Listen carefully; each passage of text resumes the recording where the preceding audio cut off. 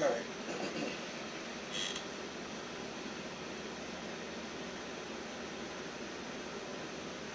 I just finally sat down and had a chance to scroll through some Facebook. I've been messaging somebody who's trying to sell a projector. It's a LG PH550 projector, a digital projector. And like, since I did that mural, people are wanting me to do more murals, but it is definitely easier to get the image on the wall if you project it. So, I'm trying to talk to this guy and see if I can get this projector from him. Oh shit! I need to bring. I should bring the tablet up here. I'm gonna need that. Oh, did I do that? Oh, my bad. Need the iPad. Or do I need the iPad?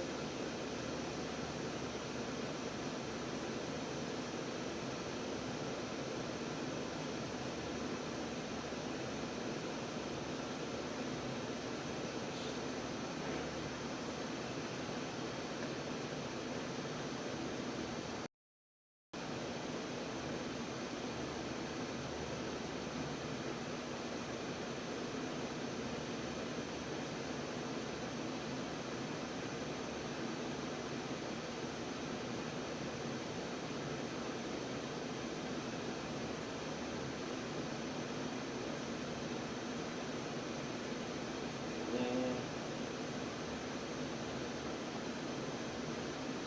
I'm pretty sure I'm gonna need an iPad so I can do photo reference and music at the same time.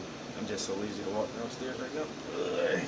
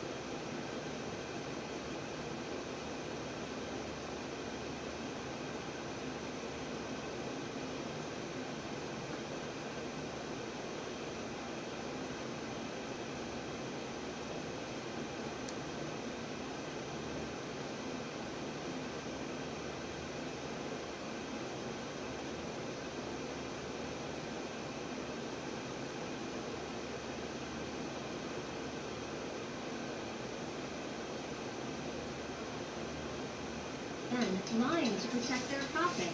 Now they're lying about Representative Matt Cartwright and the Build Back Better plan. Here's the truth. The plan will create millions of good paying. What's the deal? It's something very different. It's something very specific for my client, and I like it. It is coming together nicely.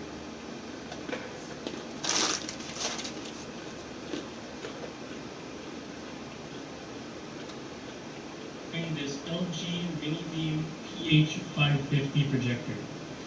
This projector is a 720p output projector with a brightness of 550 lumens, a built-in battery, Bluetooth enabled, and the ability to screen share wirelessly to it. So, here's the box, documenting all the different features I chose. Somebody's trying to sell one of those things for way cheaper than what a new one costs. I think I might get that shit. First off, here we're greeted with this little pouch in a brown canvas color. Pretty nice. This actually holds the projector inside it. Now, to get an idea of the projector size. So what I want to do next is add a sun. I think I'm gonna put a sun like right here, like sticking out from behind this cloud, kind of like this, and have like a sun right there. And then I need to. I had to add the little antenna on his hat. I need to outline that in white. And then honestly, I think that's about as much as I can do on this canvas, because... Oh wow, that's dry? Awesome. Well, I guess I can do the lettering on the car. There's a little bit of lettering that's going to go here, and it says Sheriff. On this side, we have some fans. On the top, you have a directional pad with a power switch, or a power button on top. Focus. But yeah, the first thing I'm going to do is grab some yellow and get a sun up in there. Pretty small box. You take out the styrofoam. More styrofoam. Registration of the product and everything is here. Power adapters.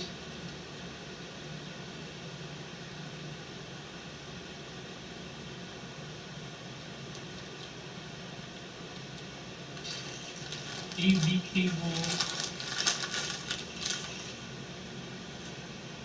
followed by just more styrofoam padding at the very bottom. So here you can see what's with the projector. You get the carrying case, manuals, projector itself, AV cable, remote, power cable, battery, this shield, magnetic shield for the power cable, and this shower cable / power adapter. In this part, we have plugged in a Fire TV stick, power cable, and a trailing magnet. We have to point this to the on position. See the red light there? Press it to turn it on. Now if we look at the distance, you can see the LG logo just on the screen. And we have a blurry picture. To adjust it, we're going to use the focus right here. Okay, right now we're watching NBA basketball, and here's what that looks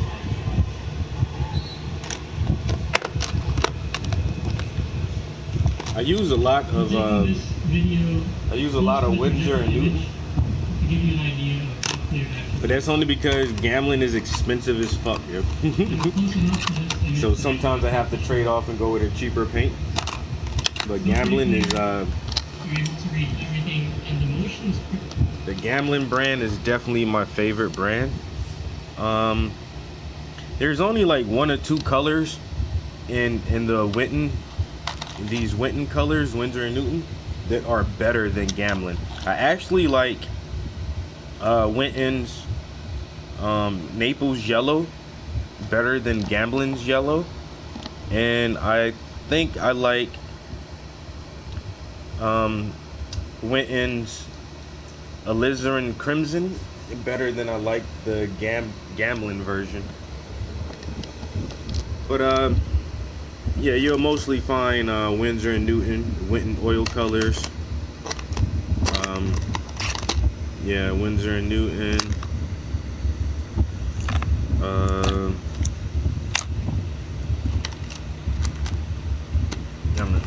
Yeah, that's another Winsor and Newton.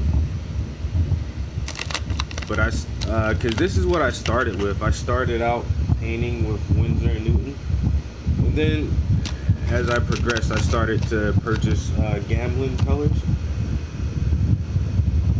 And then I have some other brands, like this right here is Old Holland. These are very, very expensive. This is like a $30 tube of paint. Old Holland and Grummenbach. Grumberbacker. Grummenbach. Whatever. But these colors are really good too. I know one of my homies, she uses nothing but Rembrandt brand, and that shit is expensive. Rembrandt is not a cheap paint. And then there's another really good paint, small batch paints out of North Carolina. I forgot the name of it. But I mean, there's so many paint brands out there.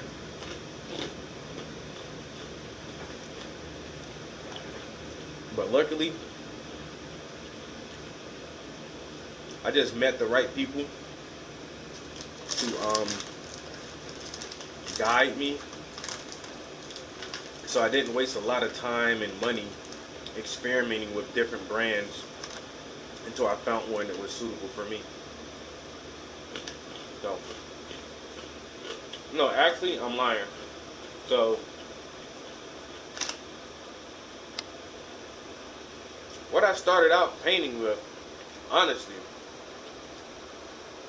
was Bob Ross. I used Bob Ross paints for a couple years, and then I met my mentor, and my mentor used Winsor and Newton.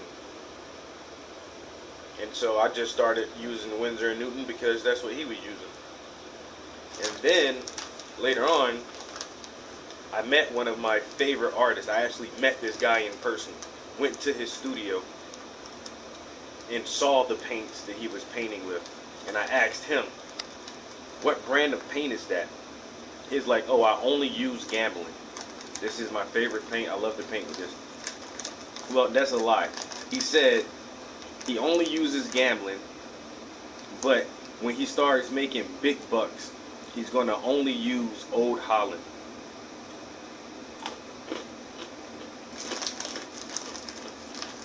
So he's the person who told me about both of those brands. He introduced me to Gamblin and Old Holland.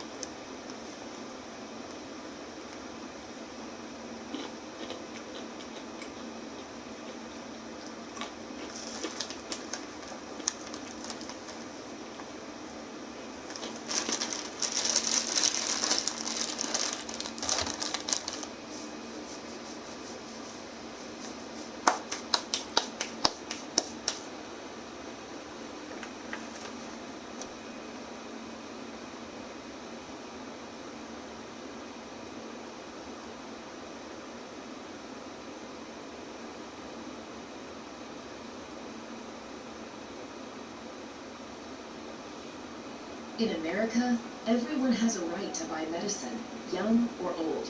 But Democrats want to change that with a new plan that will lead to fewer choices for new medicines. Tell Washington, don't tax our health care. What's your open experience? Well. It is an old horseworm rope. I'm glad you're well now. Bro, do I have to sue CNN? They're making shit up. They keep saying I'm taking horse dewormer. I literally got it from a doctor. It's an American company.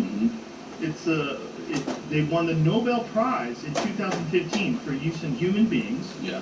And CNN is saying I'm taking horse dewormer. Yeah. What? So they must know that that's a lie. a lot of people saying. Right, but a lot of people are saying, like the internet says it. Sure.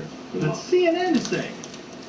Jim Acosta. I meant like USA, a few other Yeah. And they're talking about ivermectin. Yeah. So what? Because I don't know. I just saw so much news about you. I mean, I talked to you and check on you and see if you're all right. And you're like, you threw the kitchen sink at it. You said, which was stuff that you took IV drips and what is it? Monoclonal antibodies. And then, what is monoclonal antibodies? It's the shit they gave Trump. Okay. Yeah. And then what? So who said, or did you already want? I don't mind answering the questions. Like I say, if I can help move it along for anybody else, so you're not wasting your time trying to figure this out, trying to figure that out. But then that's the thing too. Like with all the information you acquire from experienced artists, you still got to gather that information, mix it all around, and then do your own thing with it. You might hate these fucking paints. You know? You might try these shits and hate them because they might be too firm for you, or they might be too loose for you. And you'd be like, this motherfucker don't know what the fuck he talking about. You know? Or you might love him.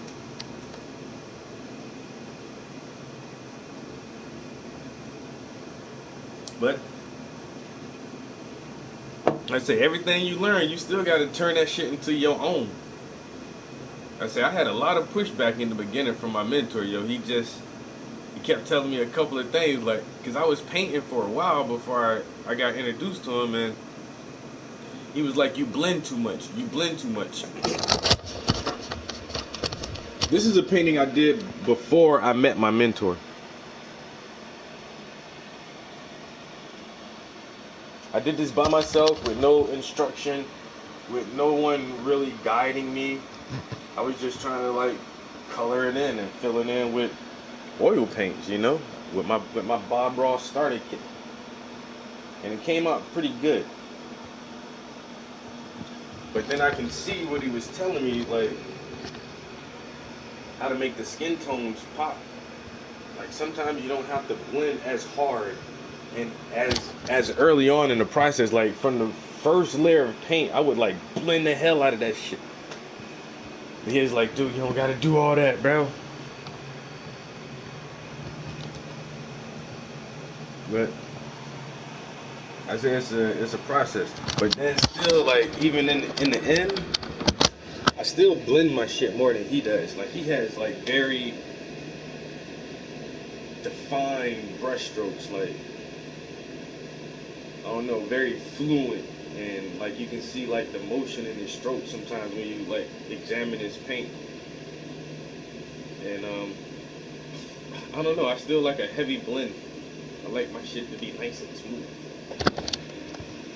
And somebody was like, oh man, you can't hardly see your brush strokes in there. It's like feathering them shits out. But,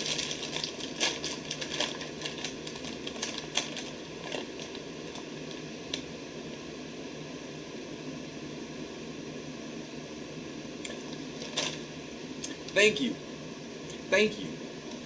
And that's what my mentor got. He got over that shit after a while. He just said, fuck it, you gonna do what you gonna do. And I'm like, yeah, I'm gonna do what I'm gonna do. You know?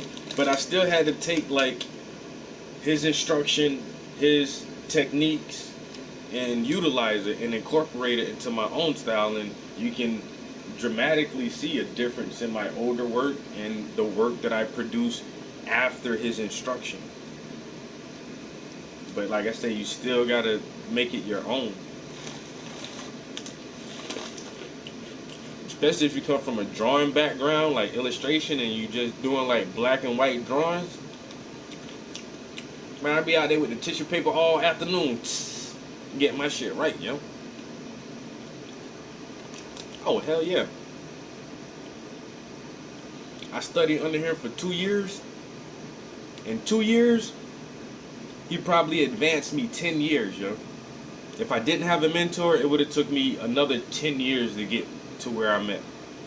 He did that shit in 2.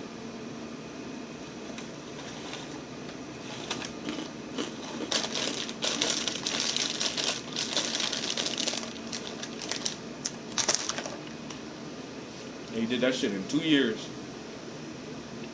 They're like, all right, you got it. Get the fuck on. Go out in the world and be an artist. I got you, teach. Don't worry about it, bro. I'm about to go do my thing now. Been painting hardcore ever since.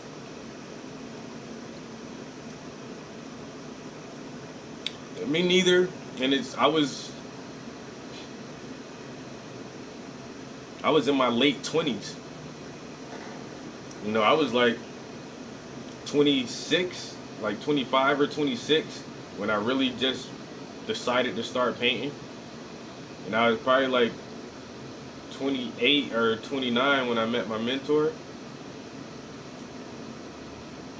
And he recognized that I needed a mentor. I didn't even see that shit. I'm like, I'm a dope ass artist. I'm making art. You know what I'm saying? I already know how to draw. I can paint. I don't need to take no classes. I don't need someone to teach me. I'll just keep drawing and painting different stuff. And he was like, nah, young man, come take my class, bruh. He like, you need to come take my class. I'm like, cool. Never charged me for a class either, yo. He never charged me for that shit. For 2 years. I'm in a class twice a week with like 15 other people.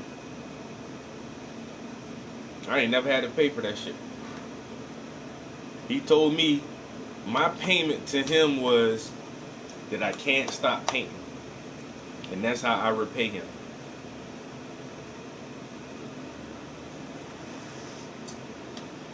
I said, that sounds like a deal to me, bro.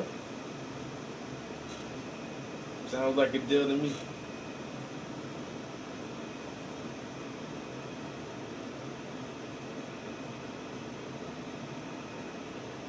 Yeah. Yeah, just meant to happen. I definitely feel that. I think about my teacher a lot too, like how my life went in order for me to just meet him. You know, it's just, everything in my life had to go that way up until that point. And then ever since I met him, like my shit has been on a different trajectory.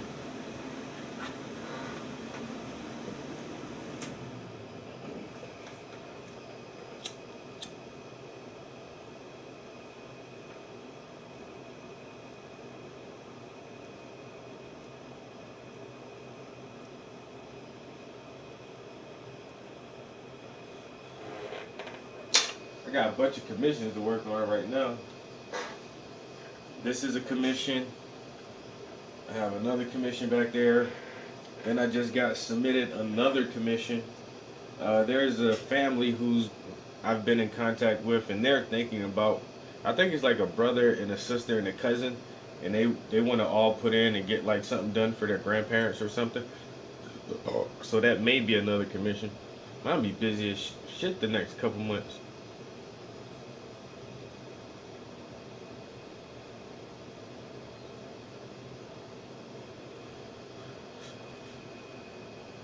And you say you just getting into oil painting.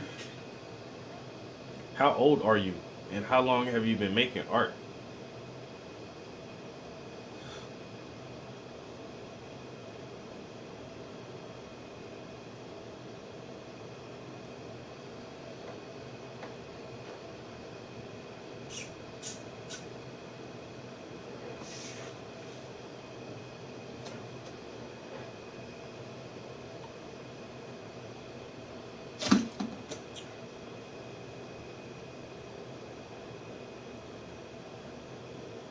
That's what's up, bro.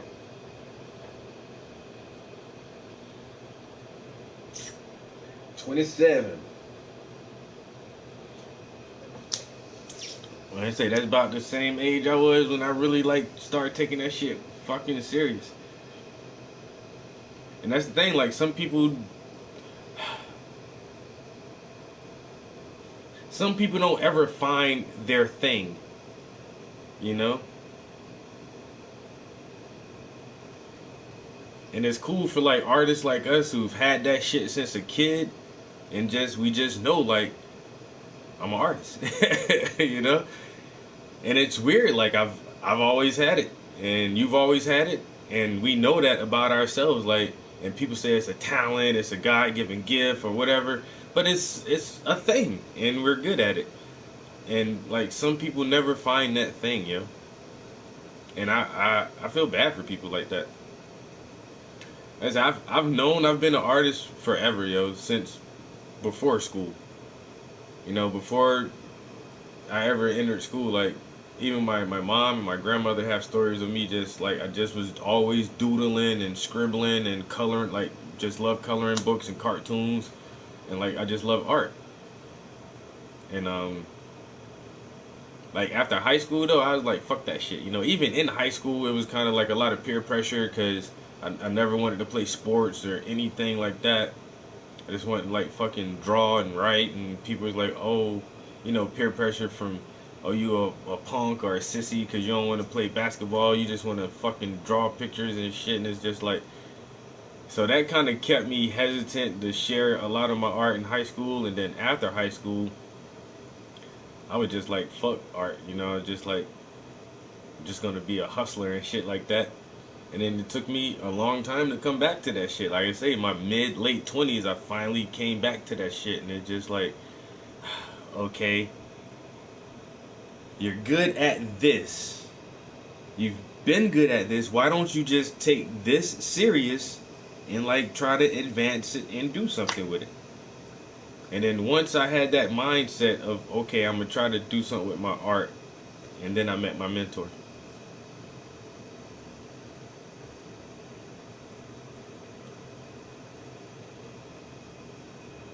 Like I said, as long as I stay persistent, I sell art. I do a lot of art events and gallery shows. I've been in a museum, and I sell tons of commission art all over the world.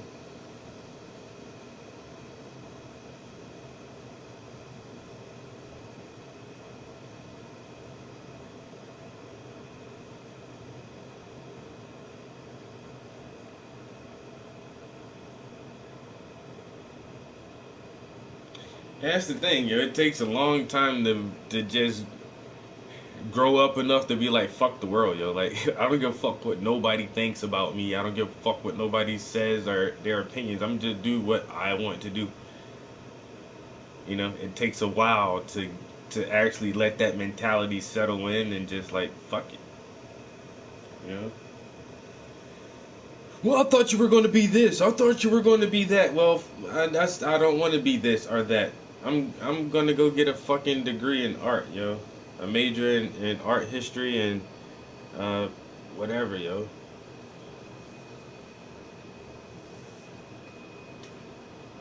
Like these paintings of toes with weed in it. I've had that idea for years, literally years, and I just painted those this year because I don't know. I had to reinvigorate that I don't give a fuck mentality in myself. You know, just like, because when I had this concept, I already thought, like, nobody's going to get that shit. Nobody's going to like that shit. And everybody's going to think that shit is weird. And, like, that shit just sat there in the back of my mind for years now. And I was like, you know what? I'm going to paint this shit now. And, like, and then it got that type of feedback. I shared it on social media, and people are like, what the fuck is this? Who the fuck is gonna smoke the weed after it's been in somebody's feet? Who does that? Why is this? And it's just like, I don't give a fuck what nobody say. Y'all don't get it, you don't get it. And I understand that. I understand if you don't get it, but I like it. I actually love that painting. I love both of those paintings. And I'm gonna do more paintings like that. My foot fetish series with different types of stuff in it. So, and if nobody ever gets it, I don't give a damn. You know, I don't care. It's just for me. Because I felt like painting that shit. Toe, bro.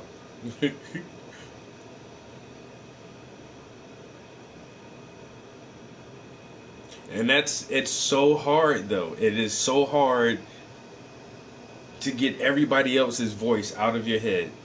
It is fucking hard as shit to get their voices out. It just think for yourself and just do that shit. Because you're doing it, and like you say, you just know people are going to be like, oh, what is this?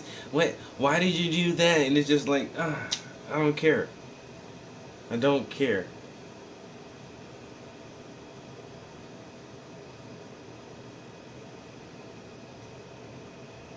Some people get it and some people don't. Hey, you know, I'm not held responsible for this shit no more, man. You know what I'm saying? Whatever I paint, I'm not responsible for this shit. You gonna take that shit or you gonna leave it? You gonna enjoy it or you're not gonna enjoy it? And it's not up to me. You know? Like for a long time I've always tried to make art that I think people would accept as being cool or edgy, or I want people to accept my art and to relate to my art and to be able to engage with the art and reflect upon it itself, as an individual. And so I try to produce those images where people can like breathe that shit in. But now it's like if you don't want this smoke, nigga, then I don't know what to tell you. You can't breathe. If you can't absorb this, then that's on you. I done gave y'all shit for years and years. Come on, man. Now I'm about to just do some shit that I like. Some shit that I really want to see. Like my fucking still life series I'm about to do. And people are gonna be like, why the fuck did you paint a bottle of liquor in some movies? Hey, that's because I felt like it. Because I felt like doing that shit. Because I want to paint my favorite drink in my favorite movies as a still life with some nice silk cloth in the background. And people are gonna look at that like, what the fuck is this? And it's like, whatever, bro. You don't get it. You don't get it. I understand. I'm not mad at you. Don't be mad at me.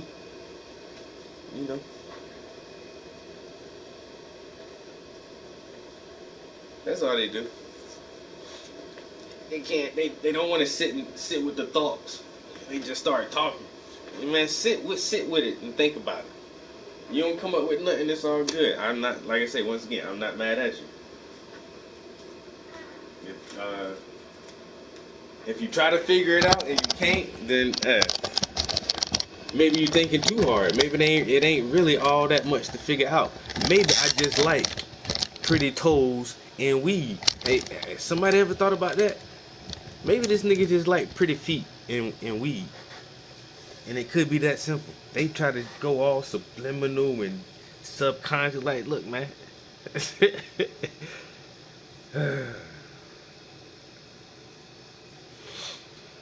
But then, it is what it is.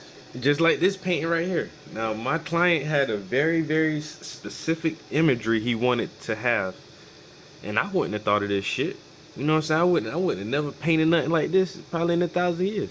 But that ain't for me, you know what I'm saying? Hey, I don't have to understand it. As long as my client understands what this shit means to him as an individual person, he don't give a fuck what nobody else get from this shit. You know what I'm saying? I like that. I like that about this guy. That's why this painting coming out so fucking dope now, because this shit is some real different shit.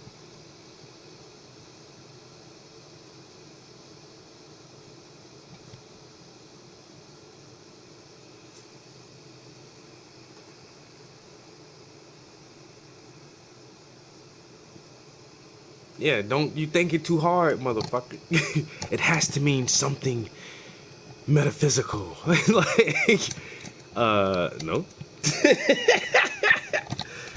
Nah, I like pedicures, motherfucker. You ain't never had French tips, nigga? What the hell?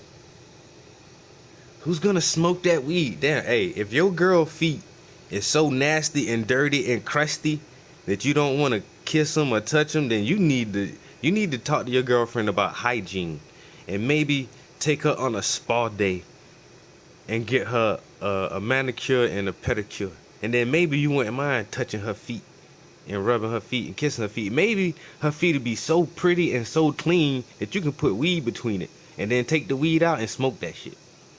But then some people, I don't know, just some people just deal with dirty ass bitches, so.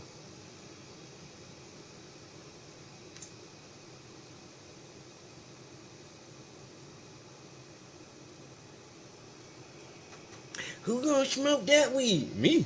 It's my weed, nigga. Shit. I'm not. It's not going to waste. What are you talking about? It's just in her feet.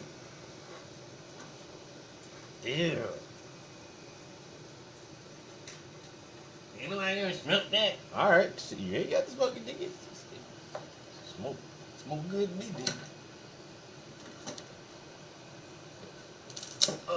I'm gonna drop this down. Ooh. All right. Drop that down. Oh, drop my brushes. All right.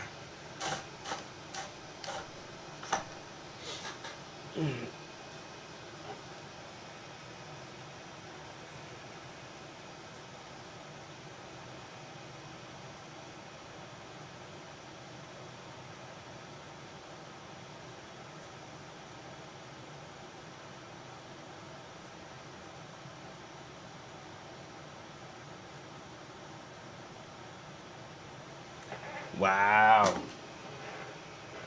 Not Miss Daniels. She said she had a vision. Oh yeah, I definitely gotta subscribe to your channel.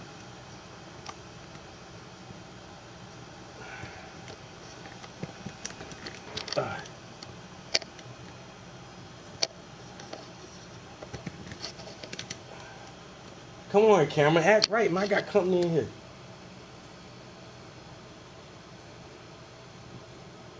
Oh, I know I am.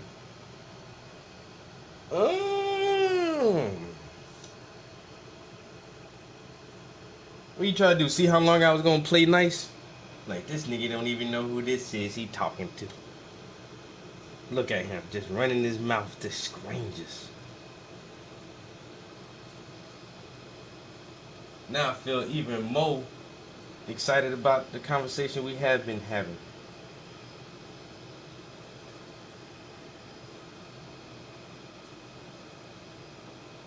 Ooh, I'm gonna have to go over this because yellow and blue make what? Green. And now it has a little greenish tint to it, but I want this sun to be really, really bright yellow. Really bright yellow.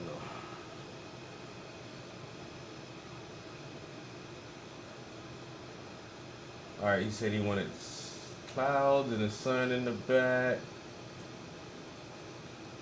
And then we want to, after I do this part, I'm going to, I don't know.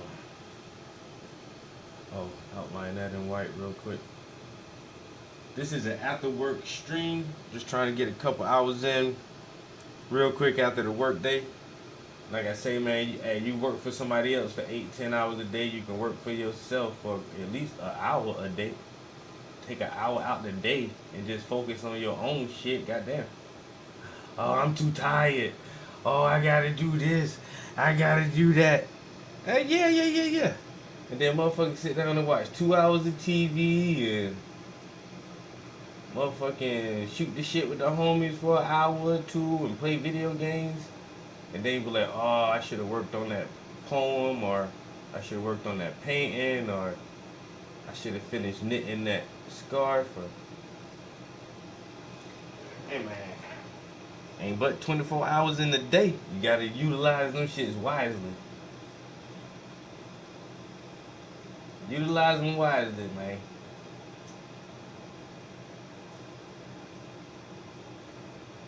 Sometimes I gotta talk myself into going into the studio. Oh, Trap, you know you got that PS5 down there, nigga. You can go just play some video games as soon as you get home from work. It ain't no big deal. Ain't nobody gonna know. Ain't nobody gonna know, man. Just go sit down and play some video games real quick. And then I'll be like, alright. And 30 minutes a game turn into an hour. And then 2.5 hours. And then you look up. You done been playing the game for 5 hours. Like, what the fuck?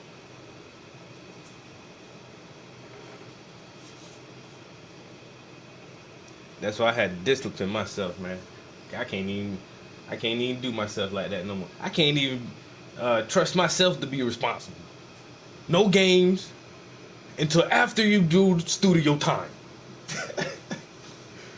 Because I already know myself. If I don't do all my, if I don't get some shit done first, I won't get it done. Chronicles of a Lazy Painter. You know what I'm saying? The shit ain't even right. Oh. I don't know why it just popped in my head, but Rose, if you stay there, I need to talk to you too about our team summit program. Because we're thinking about, we still want to do it, but we're thinking about like reorganizing it and trying to do it a little different. We talked about it in our last meeting. I got to get the minutes from that last meeting so I can make sure I remember everything that we said. But we want to structure it a little different, and I definitely want to at least get something started before it gets too cold. Nobody want to come out, go nowhere, do nothing, including myself. 'Cause I don't fuck with the wintertime. I need to get a couple of photos too in my camera, so when the snow do come, I can have some shit to work on. Go ahead and get me some reference images lined up for the long winter. I've been living up here this whole time, and I don't think I've really done a winter painting. I might have to do like some winter theme. Like I tried one time, and I had a model, and it was snowing that day, and I don't know. It just like we didn't take a lot of pictures. It was so cold and it was snowing, and I think it was like getting kind of dark, and that was my first time like trying to shoot in that kind of dynamic where like the lighting wasn't good and it was cold and like literally snow was coming down. It was just like I don't know. I think I took maybe 20 pictures, if that, and none of them looked good enough for me to use. So I never used any of them shits. It's kind of like a waste. I hate wasting photo shoots like that, but not really, because it was a learning experience. I know I had to get better at adjusting to light, adjusting my camera to the light sources. So I definitely need to do like some wintertime shit though. Fuck that cold shit though. Too cold.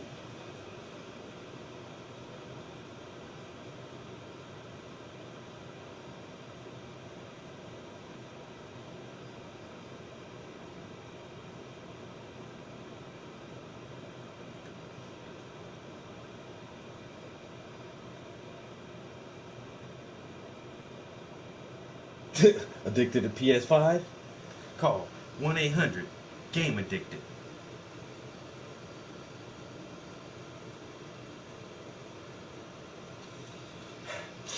I've been doing kind of good though. Been pacing myself. But man, listen. 37 days, yo. Oh my god, I got vacation time too, nigga. Y'all will see. Yeah, I'll take a day off for a game. I ain't lying, yo. Some shit coming out that I really want to play. I ain't going to work. I'm not going to work today. What are you doing? It's a personal day. What are you gonna do? Some personal shit, nigga. What? I'm not coming to work.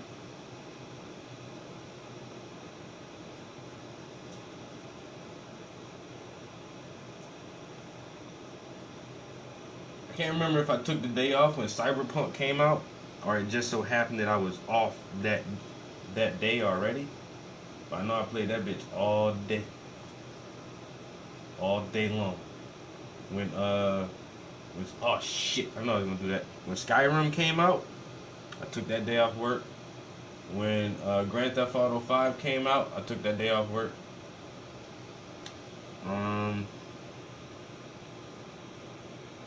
Yeah, I think Grand Theft Auto was the last time I took off work for a game. But now, man, it's been so long since we've had a really good Battlefield.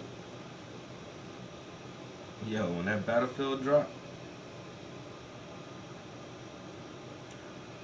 I might not feel good that day.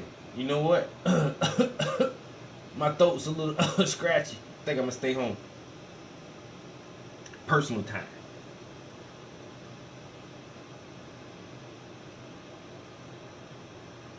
I almost took off when Red Dead Redemption came out because I'm pretty sure that came out when I had to work that day. Think about taking off for that shit.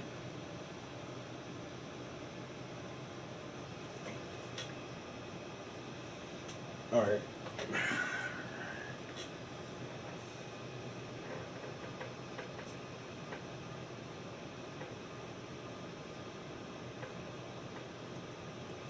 Yeah.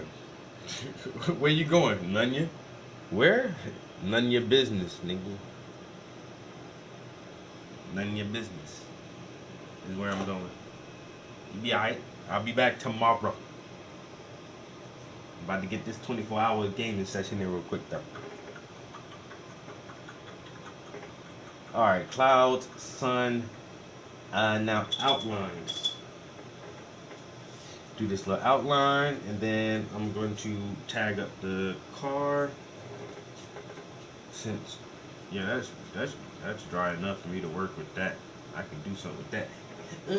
I hate oil paints. They take so long to dry. I paint this shit right here yesterday. That shit dry as hell. Oil paints don't take forever to dry like people think. Well, I had this guy on, Dr. Pierre Corey, and he is, what is the organization he's from? Frontline COVID Critical Care Workers. He's a well-established doctor. He's treated thousands of people with COVID. And they've, early on in the pandemic, they found some good efficacy with ivermectin. Frontline 19 Critical Care Alliance. Okay. Yeah. So Joe Rogan caught COVID, and everybody was like, he told everybody what he was taking. It was like, dude, that shit is for horses or something. It was like, no, this is a drug that it's also a component of a horse medication, but it was definitely used in humans way prior to that shit, and that's what he was trying to tell me, like, yo, I'm not on the fucking horse medicine, bro. I got this shit from my doctor.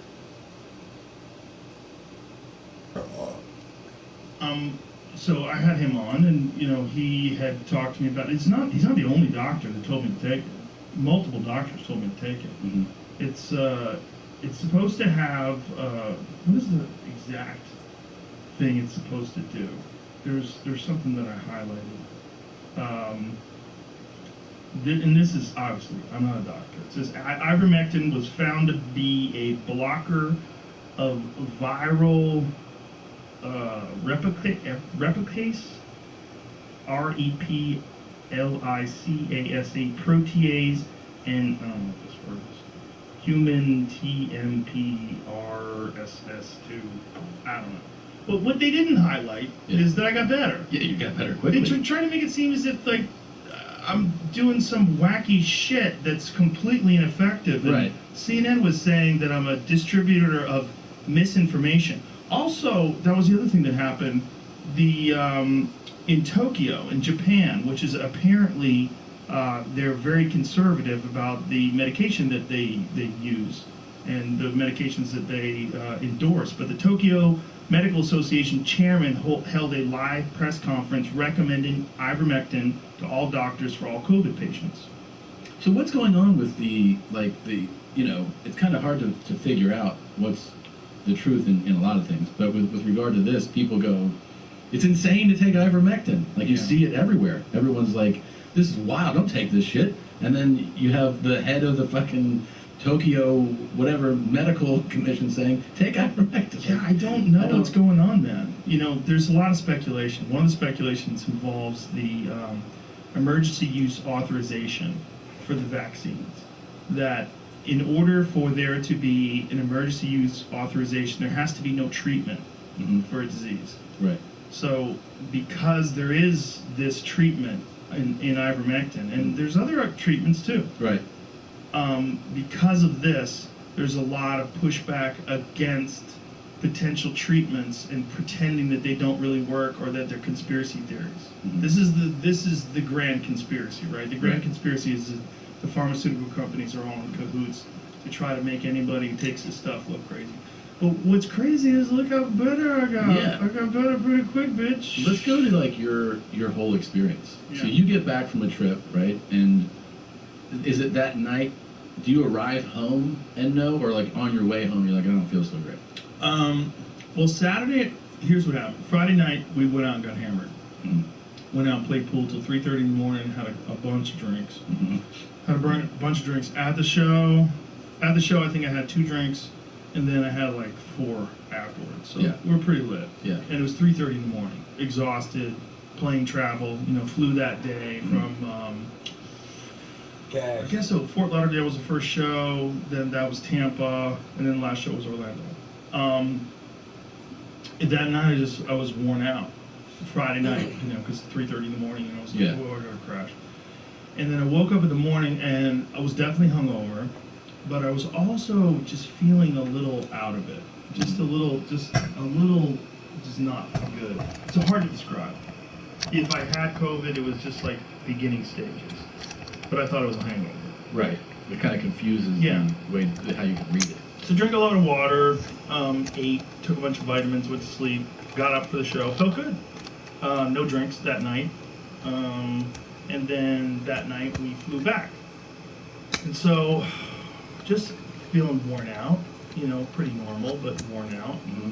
And then when I got home, I was like, man, something just feels off. So I told my wife, you should probably keep away from me. Let me isolate. Luckily, we have a big house. I isolated. And in the middle of the night, I was sweating.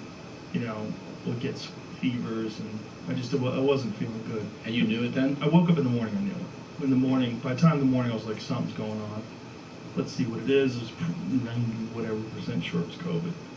So, morning I got tested, turned out positive, and then And this is Sunday? Sunday. So Sunday you find out you're positive, and then that day you feel sick, right? You're just in bed, relaxed. Yeah, that resting. day, headache, sick, And do you weak. immediately? This is what hadn't asked you yet. Did you have a plan in place in your head for like if I get COVID, I Yes. would do these? Yes. So when you find out you're positive, Yeah. you start reaching out for these treatments. Yeah, I already had it in place. You did. Yeah, I was already ready to go. So and then you start taking them that day. Yeah, I got it. I got all the stuff that I needed, took it that day, and then Monday I felt pretty fucking good.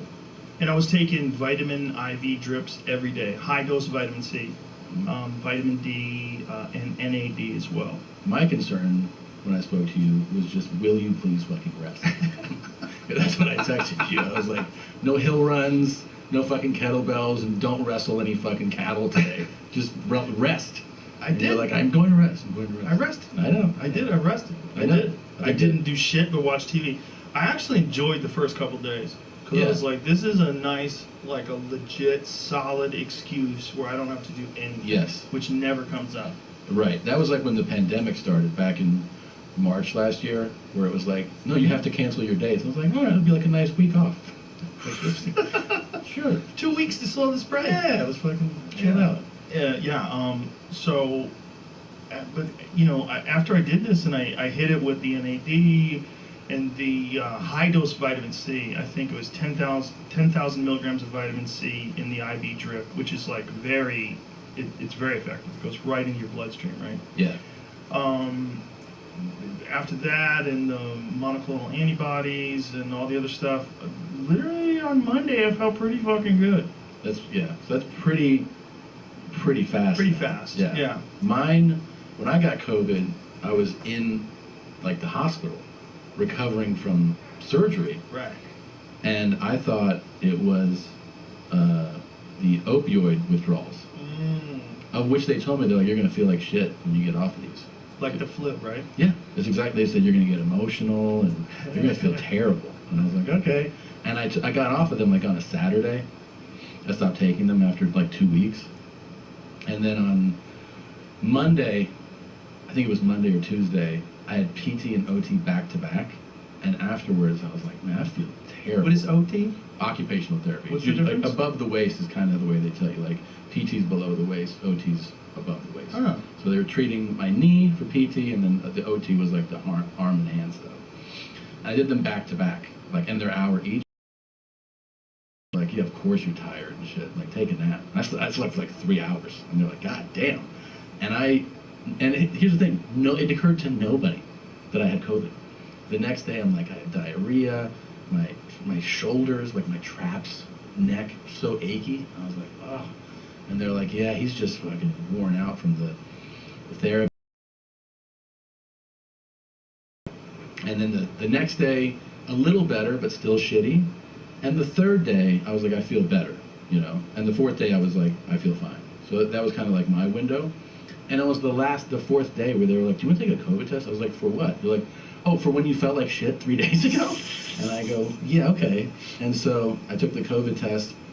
And my favorite is that they're like, do you want same day results? And I go, yeah. And they go, it's expensive. And I go, this fucking hospital stays expensive. What are you talking about? Like, Right. This is thousands of dollars a day. You think I don't want to spend $100 more to find out today? So I said, yeah, let's do same day. And then they tested. At the end of the day, I go, where's my result? And they're like, we don't know. So the next day, I'm going home, and it's a Saturday, and they're taking me home. And I was like, hey, whatever happened to my fucking COVID test? And now I feel like totally fine. And they go, I don't know. I want to call the lady that took the test. And I was like, what the fuck? It's so crazy. So I get home, I watch a movie with my kids, Oh no. and the email goes ding, and I open it and it says positive. That's how I found out. So you're fucking super protective. Yeah. Because they showed, there was a study that showed that if you've had a previous COVID infection, you're 6 to 13 times more protected than you are with just the Pfizer. Yeah, I gave up the argument. I was arguing with my cousin, who's an ID doctor. What's an ID doctor? Infectious disease doctor. So this is what she treats. She's in the hospitals, every day. And she was like, when the Delta variant came out, she was like, this thing is no joke. She's like, this is all I'm seeing. You have to get back, especially if you're going on tour. I was like, well, what about, and whatever. I was like, fine, I'll just go. It's Yeah. fine. Well, it didn't bother you. Yeah, it didn't bother me. I'm still doing that. Like I'll still hawk up little green shit Yeah. here and there. You're what, a week out? A week yesterday. Yeah. Yeah. It's not that long. But it doesn't feel bad. Yeah, Like, and you I raved had a it- you great exercised, workout you today. worked out today? Yeah, I had a great workout today. Felt great. That's my second workout. I had one workout 3 days ago. Then took yesterday off and then worked out again today. Yeah. No problem at all. Just feel completely normal. Great. Yeah. And your breathing's fine. Yeah, except the hawking up Hawking little. up, yeah. But they're little ones. How little crazy is green you, things. or maybe you're immune to it now from having so much public scrutiny, but like having people wish you got sicker, isn't that crazy to I you? didn't pay attention. It's crazy to me. I mean, I've had people, wish harm on me and threaten me and tell me they wish I was dead and all this stuff. But fun. Yeah, you're like, cool, man. Thanks for watching the special. But it's like, when you're sick, Yeah. people are like, I wish you were more sick. Well, the good God news is I was damn. only sick for a day. That's true. Yeah. It's just wild that there's people, they're like, I wish you were more sick. I wish you were in the hospital. Because I wasn't scared during the entire pandemic, what they would like is that when I did get sick, that Yeah. I was really sick. You and they learned the became lesson. really scared and learned the lesson. Yeah. And instead, it's the worst case scenario for them. Right. I bounce back about as quick Yeah. as you fucking can. And they're haters. But that's their life. You gotta live like that. Imagine spending any time whatsoever wishing that a person felt bad. Yeah. It's the dumbest fucking thing you could ever spend your energy on. Yeah. And it doesn't work. You can't. No. It doesn't make people feel worse. You're like, God, I wish so hard. He's okay. So crazy. I'd heard that was going on, but I didn't pay attention to it. It's like, they're weak bitches. Yeah. You stay salty. Yeah. We're doing all right. Everything's fine. I'm doing pretty good. But meanwhile, I don't have a bad message. My message is be healthy, and obviously there's some merit to that.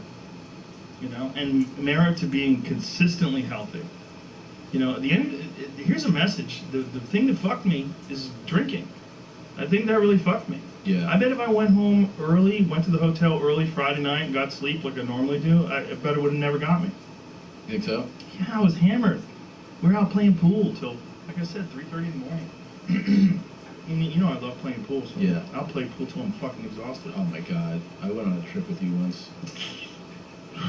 Dude. It was like stand up to pool to the whole next day. Like you were like, I didn't go to bed. You got back at like 9 a.m. and then we went out to breakfast. I'm like, what are you talking about? You're fine. I was like, no way, dude. Well, you know, that message is not a good message. No. The up all night message and the drinking message is that, yeah, my messages don't do that. And it is stupid, and I haven't had a drink since then. Watch the entire episode for free, only on Spotify. Your medicine helps you live your life, but Democrats want new taxes on prescription drugs. This means fewer new drugs and cures will be developed. Tell Washington, don't tax our healthcare.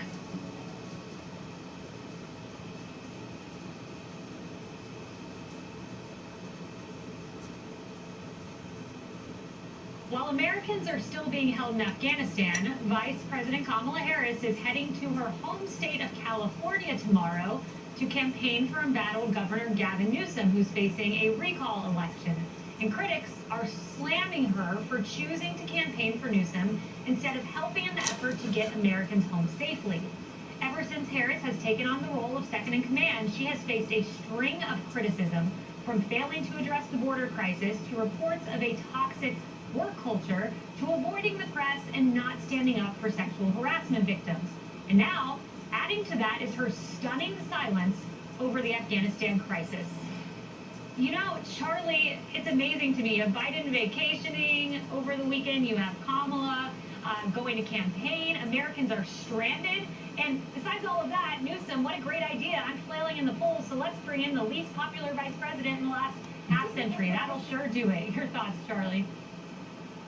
Yeah, Kamala Harris, who even Democrats don't like, it's kind of an odd move.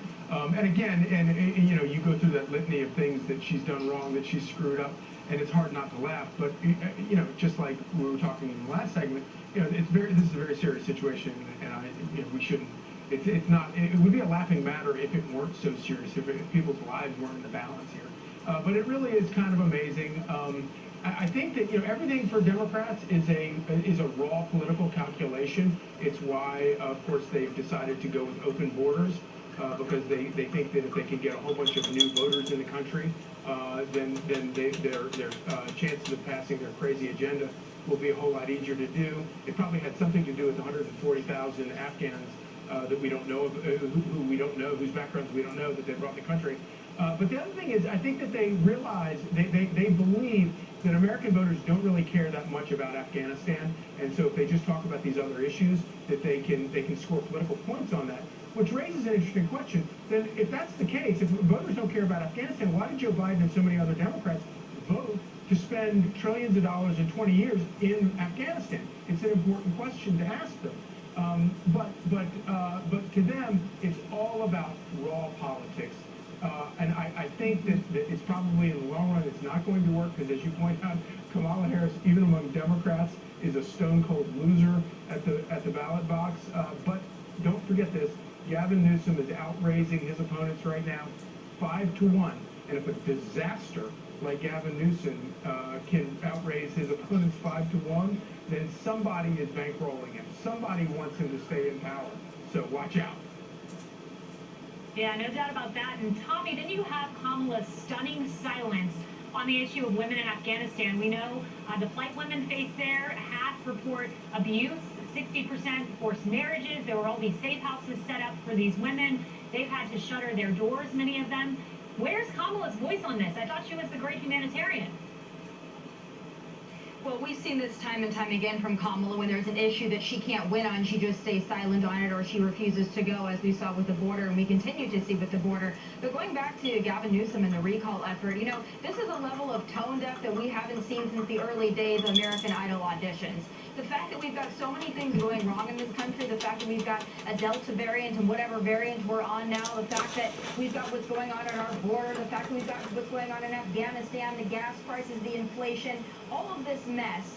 And Kamala thinks, I know what I'll do.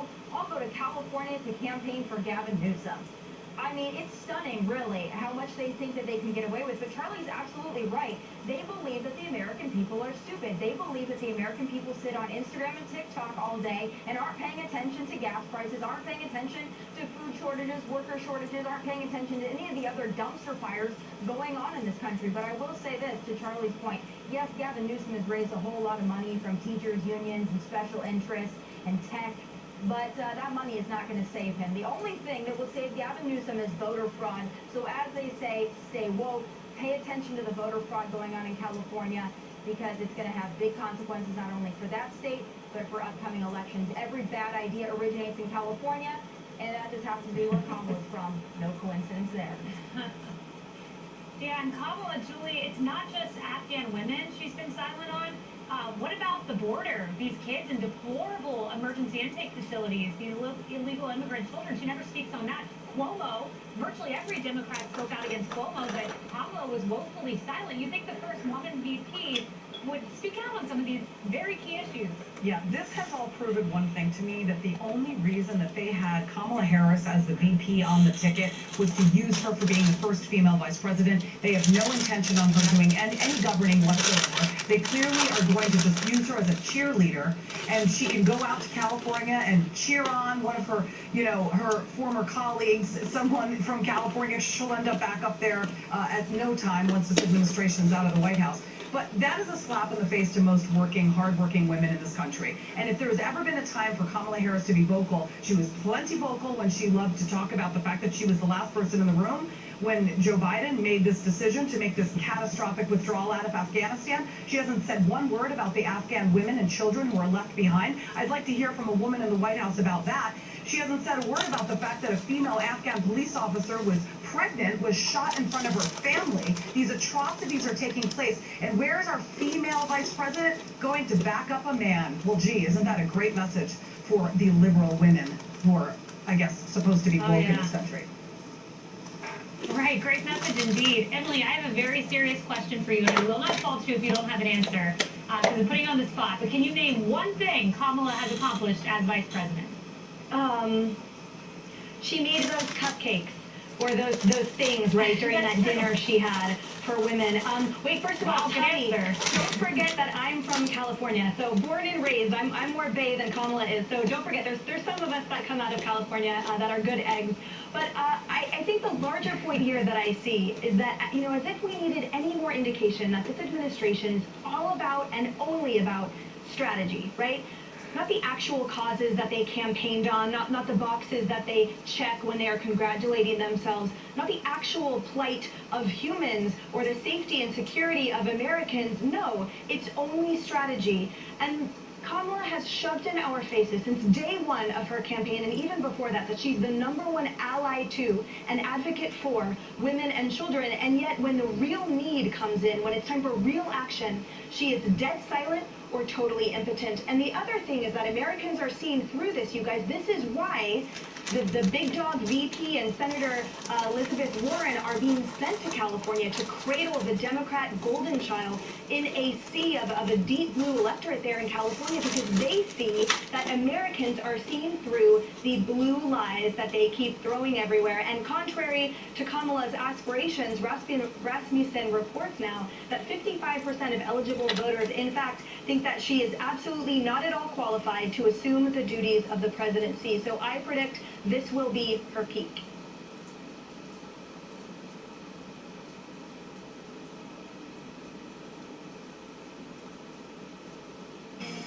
The NFL is back, and our latest offer is automatic. Bet just $1 on any NFL game, get 200 Automatica, no matter what. That is Automatica, Martine Grammatica. Download the app and make it rain. So, 12 rules. Which one do you find the hardest to follow yourself? Probably one is to tell the truth, or at least not to lie. The challenge. Well, because it's easy to use your speech in a way that pays off in the short term, and it's difficult to contend with the conflict that's inevitable if you try to do things in a straightforward manner, because that produces short-term conflict. It produces long-term peace, which is a huge advantage, but it's very tempting in the short term to circumvent the problem. Is all that exists just whatever exists right now? Is the past erased? And is the future a void yet to be filled? Well, the answer lies between the past and the future in the elusive, ever-moving eye blink that we call the present.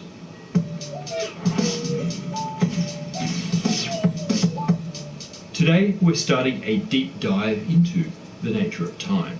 And down that rabbit hole, we'll encounter the physical origin of time, the question of determinism, and even what this tells us about consciousness and free will. Big questions that'll take us to the edge of what physics can answer, and perhaps beyond. But today we're definitely doing physics because physics already tells us a lot about the reality of the past, future, and present. We think of the world that exists as the world of the now. The past is gone, except in our memories, and the future is a blank slate ready to be written into the past. But interpreted in some ways, physics suggests that the future and the past exist eternally, while the present is an illusion. To show you why this might really be the case, we need to actually visit the past. As with many ideas in physics, this one originates with Isaac Newton.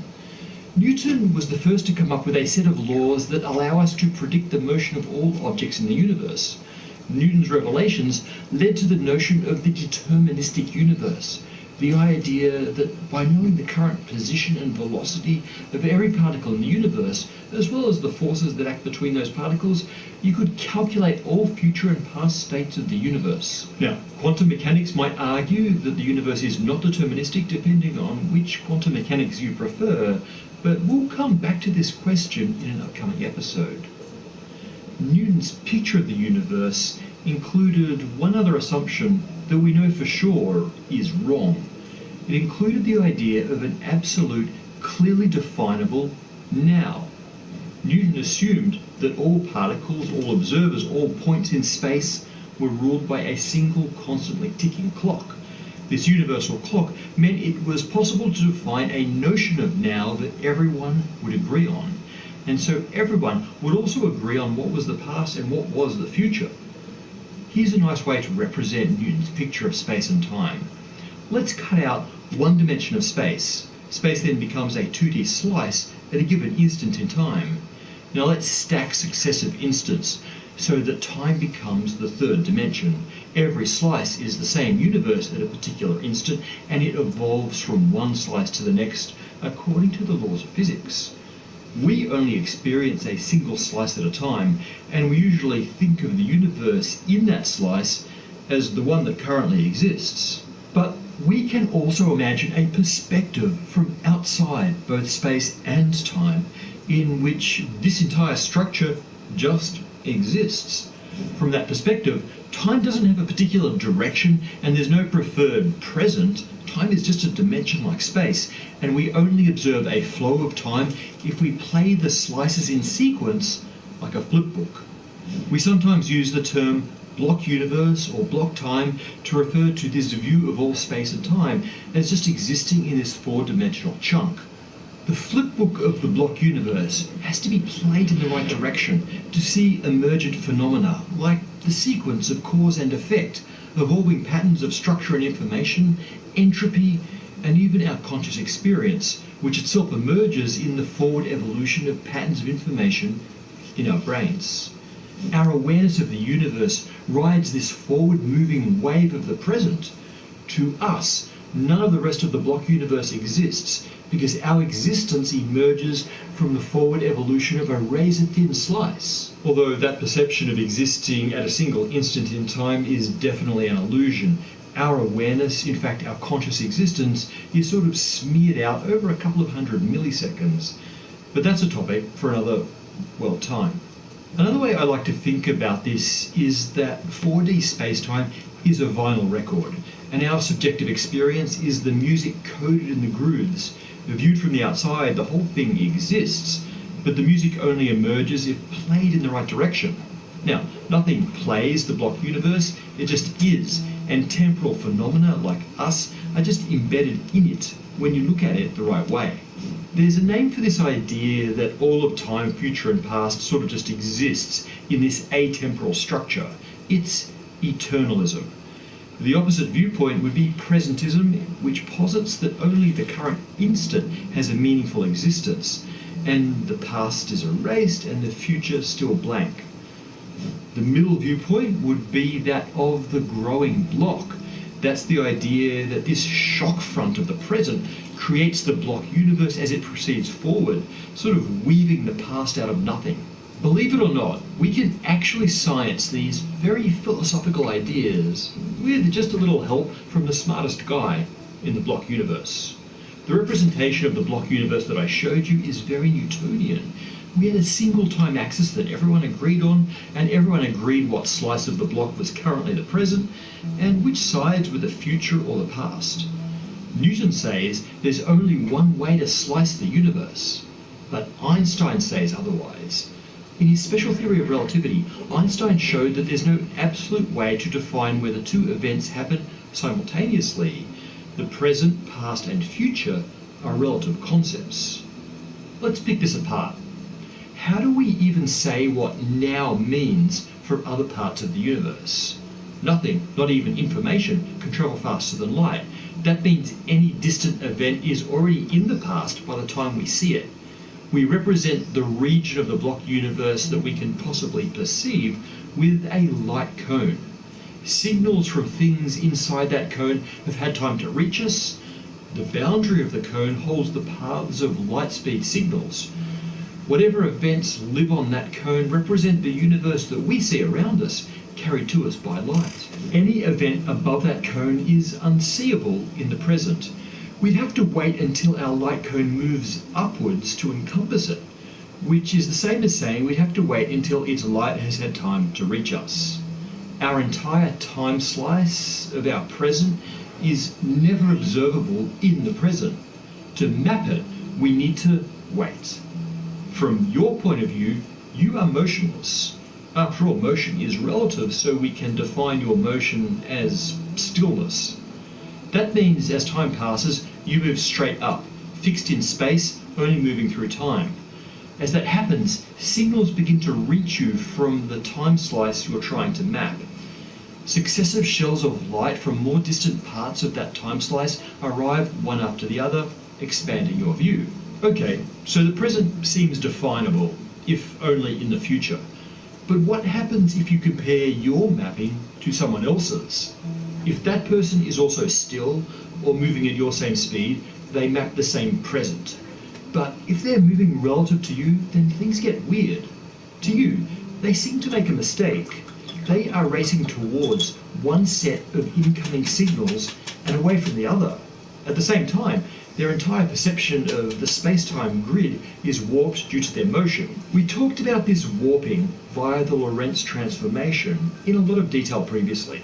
The upshot is that the moving observer builds an entirely different map of that time slice.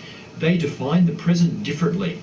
In fact, it's possible for another observer to be in your slice of the present, but for you to not be in theirs. So that's the effect of Einstein's special relativity. Space and time sort of tilt into each other, so the different observers will slice up block time at different angles depending on their velocities. Even your own sense of the present changes with your motion. Start moving forward and your slice of now will skew. Ahead of you, things once in the future will become the present, and behind you the past becomes the present, and what was once the present is now in the future. Walk in circles around the room and your entire now slice tilts crazily like a ship deck in a storm. Nearby the effect is tiny, but the present at the edge of the observable universe veers back and forth by a couple of centuries every time you switch direction. Try it, but be careful, it can make you dizzy. Let's get back to the question. What does all this say about the reality of the past and future? Well, imagine that the future is created as a wave of the present sweeping out a block universe. But where is that wave? Whose slice? at a given location in space, you can lay down all possible time slices representing possible presents. The largest tilts are for things travelling at the speed of light, and these sweep out the future light cone. In front of the future light cone is a region that is in the future for everyone, no matter what their speed. So is that the future that doesn't exist until created by the evolving present? Well, that can't be right. Consider the time slice of our present. We can imagine other observers on that time slice that surely must exist. After all, they could have travelled to those points from our own past. They have future light cones similar to ours, but offset in space from ours. The space beneath their future light cones defines all possible definitions of the past to them, just like it does for us. So now, fill our present time slice with observers, and there remains no part of the block universe that couldn't be considered the past according to someone who lives in our present. Let's take stock. It's hard to accept that only the present exists, that only the current slice of the block universe has meaningful reality, because it's impossible to define what that slice actually is. It's also hard to accept that only the past exists and the future doesn't, at least in the sense of a growing block universe. Again, because the present of someone else on your slice of present could be literally any point in your future. So we're left with two options. 1. The entire block universe has a meaningful existence. Or 2. If you don't want the future to exist, then you need to deny the existence of the present beyond your own immediate experience, which can include events only from your past light cone. Nothing outside that section of the block universe can be ascribed a definite reality until you interact with it. That second stance feels extreme. It feels like the definition of solipsism, that your own subjective experience is the only thing that we can be sure exists. But there's a way to humble this notion, to make it more palatable to the materialist, to those who like to believe in an actual universe independent of the self. And that means most physicists, including this one. To rescue materialism without demanding a perfectly defined personal future, we need quantum mechanics. Quantum mechanics tells us that all this stuff outside our past light cone, and even unobserved aspects of the world within that cone, exist in a state of indeterminacy until observed. Depending on how you interpret quantum mechanics, that could be evidence in favour of this solipsistic denial of external reality, but quantum mechanics can also save materialism and determinism if you like. But to do so, you need all possible realities to exist simultaneously and persist into the future. Now, we've talked about these ideas before when we discussed the Copenhagen and many worlds interpretations of quantum mechanics, but soon we'll dive back in to see what these ideas imply about time, determinism, and what it would mean to live in a block multiverse space-time. To everyone who helps us out on Patreon, once again, thank you so much for your support. It makes a huge difference. And today's special shout out goes to Marty Yudkovitz, who's supporting us at the big bang level. Marty, we're officially designating you the coolest dude in the block universe, and that means past, present, and future. Never mind that all of those are just an illusion. At any rate, may your future light cone contain only wonderful things. Last episode, we reported on the incredible discovery of possible biosignatures in the atmosphere of Venus. Remember, it's probably not life, but it just might not be. So let's see what you had to say. Henry Williams points out that any Venusian life that we find is very likely from Earth, having transported to Venus on rocks that were blasted from Earth's surface by impacts. And Upto Kanito points out that it could easily have happened in the other direction, Earth life being seeded by Venusian meteorites. Well, I think you're both onto something. Earth and Venus do exchange a lot of material, so it's almost certain that early microbes would have travelled between the two, in a process that we call panspermia. The question then becomes, would it have been easier to kickstart life from scratch on two planets independently, or to have spacefaring bugs propagate after crash landing? Honestly, the latter seems pretty compelling. Man, it would be so cool to learn that we're all actually from Venus. Robert Nogueira takes issue with my statement that it would be good news if the Venus life was confirmed, pointing out that that would mean the great filter is in front of us. Just to explain this excellent point for those who don't remember every episode we ever did, the mysterious absence of civilizations in our galaxy is sometimes explained in terms of a great filter. Something reliably stops planets from spawning spacefaring civilizations. That something may be ahead of us, like nuclear war, environmental destruction. Yeah, so many ways I can think of for civilization to end right now. Or the great filter may be behind us, like it might be extremely difficult for life to form in the first place. If we discover that life forms very easily, for example by discovering it on Venus, then it makes it more likely that the great filter is ahead, which is bad news, not good news.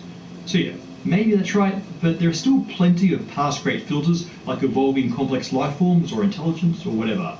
Or maybe life did only spawn once in our solar system and then spread. Either way, I'm still rooting for life on Venus. Mark Pendragon reminds us that industrial processes also produce lots of phosphine, so maybe we just discovered Venusian-heavy industry and not microbial life. Bummer. Well, maybe we can make contact and ask whatever advanced civilization to kindly shut down their factories so we can more carefully analyse the atmosphere for much more interesting bacteria.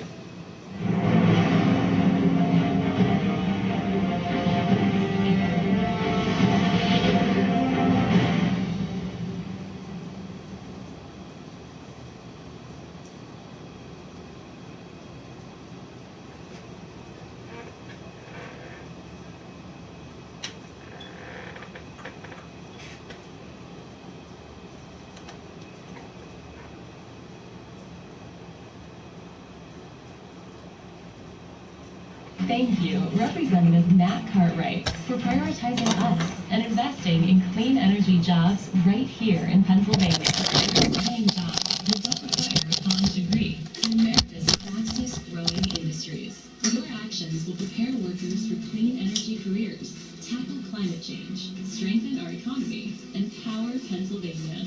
Representative Matt Cartwright, thank you for putting Pennsylvania first. Let's keep up the fight and get this.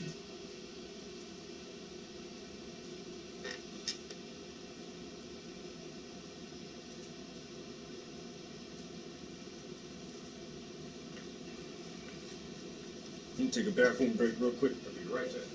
I'm gonna send this picture off.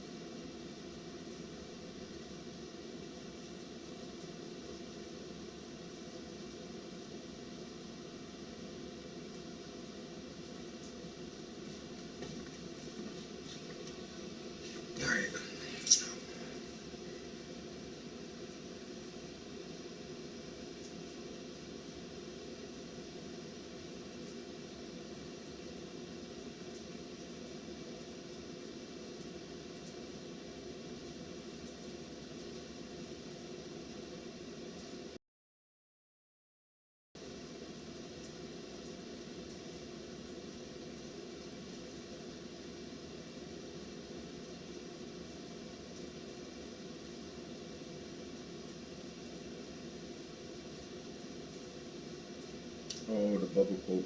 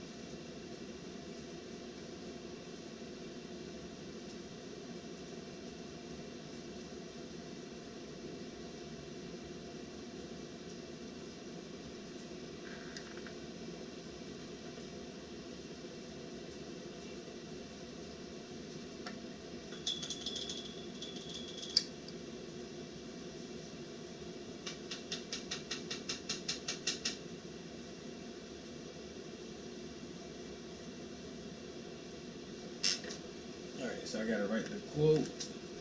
He says, oh, it looks nice, but it's missing two things. I know the quote, and now I'm waiting for him to say what's the other thing. Move, Moth. What are you doing here? Jesus Christ.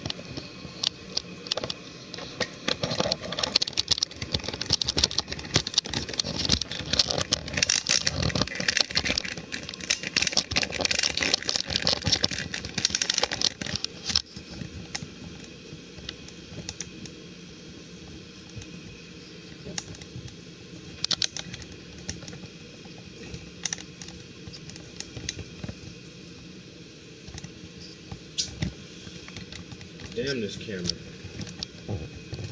I need better equipment. Yeah. And that's just the bottom line.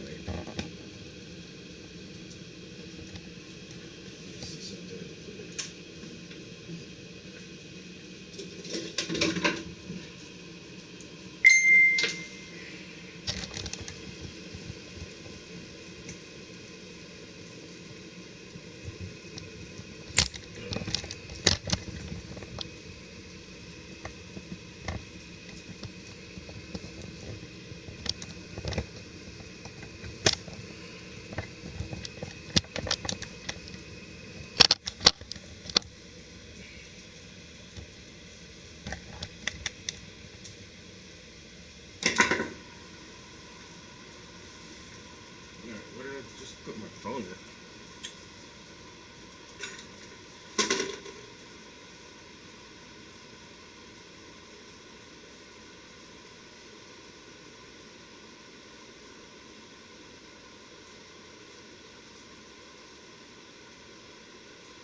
That was the guy from Facebook.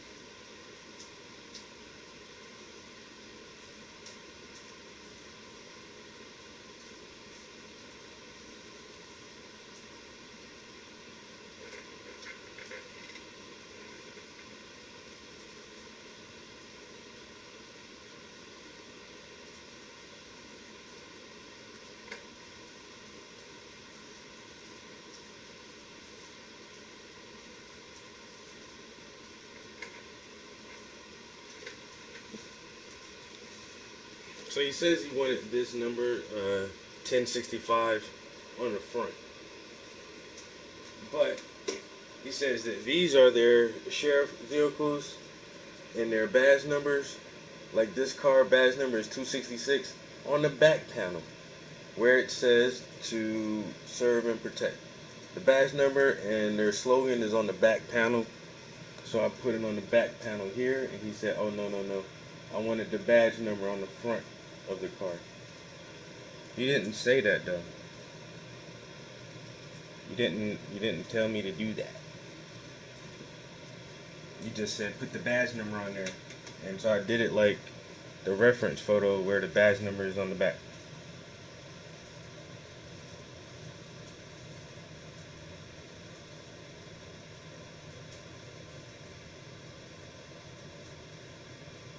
Alright, he says, I apologize, I couldn't see it. No problem, bro. So that's the last thing, is get this quote on there.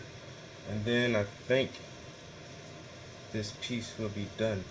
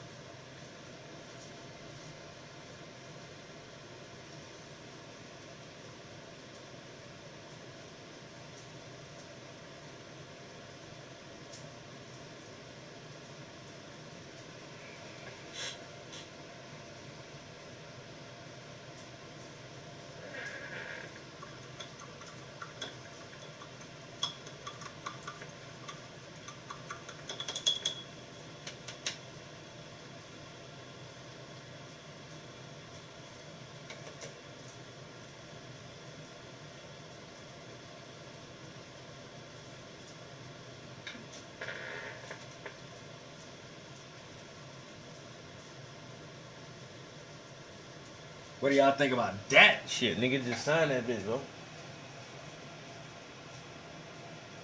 He said that shit wasn't but a sketch the last time I seen that shit, man.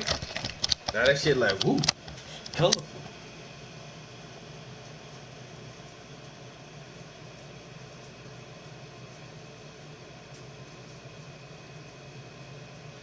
All the way flavor, bro. Flavor.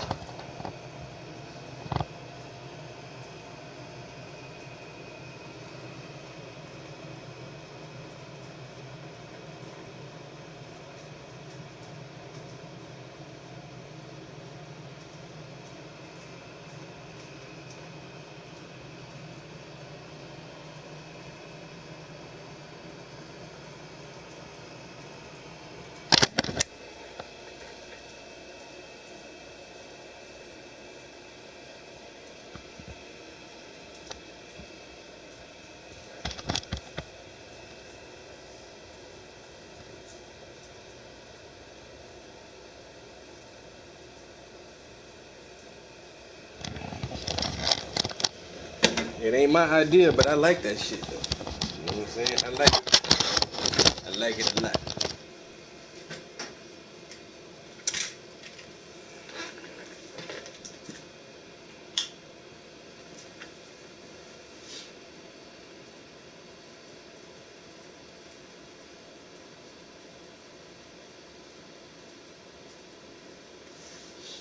Yeah, that shit look fire to me.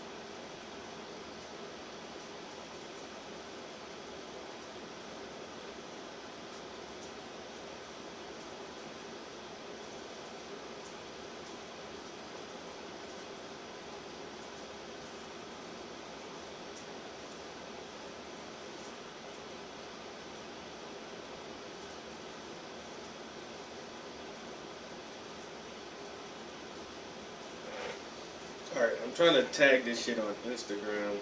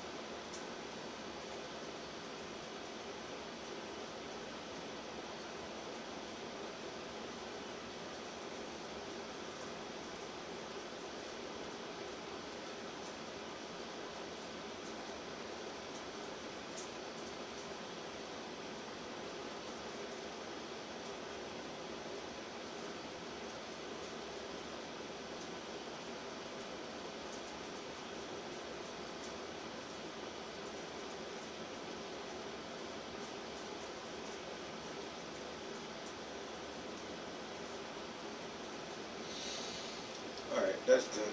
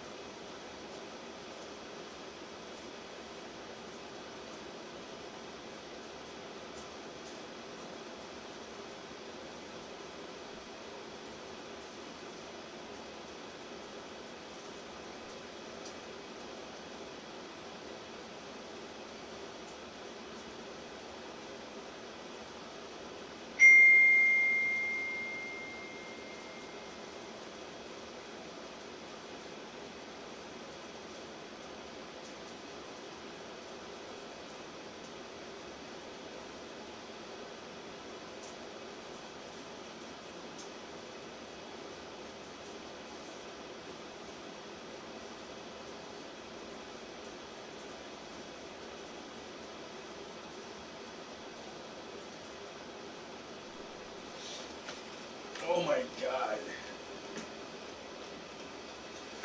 This guy says a gun holster in a badge. Bro.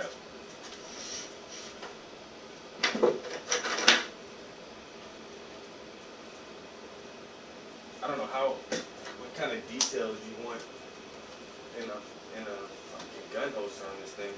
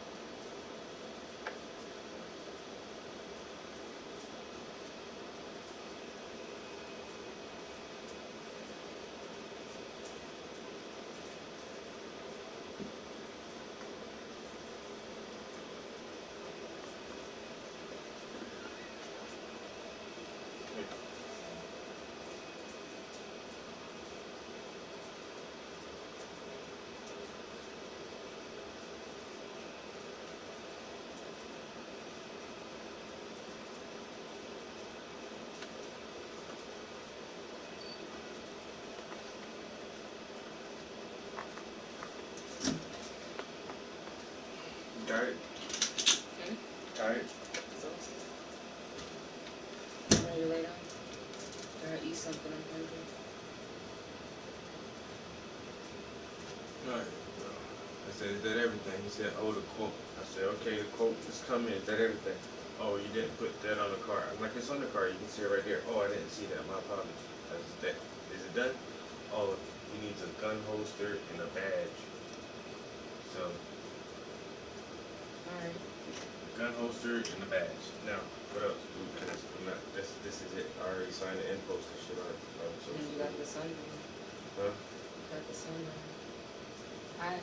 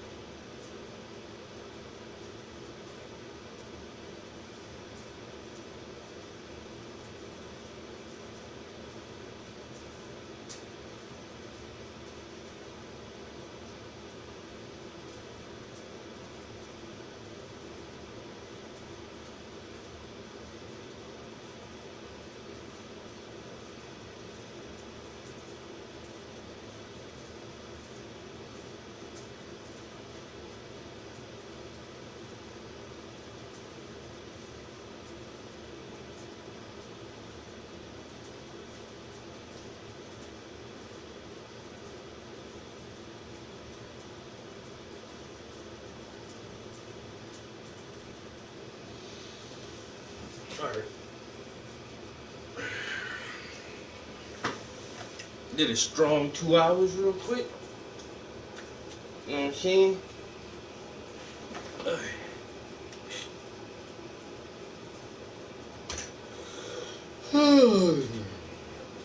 So appreciate y'all chilling with me. Catch y'all next time.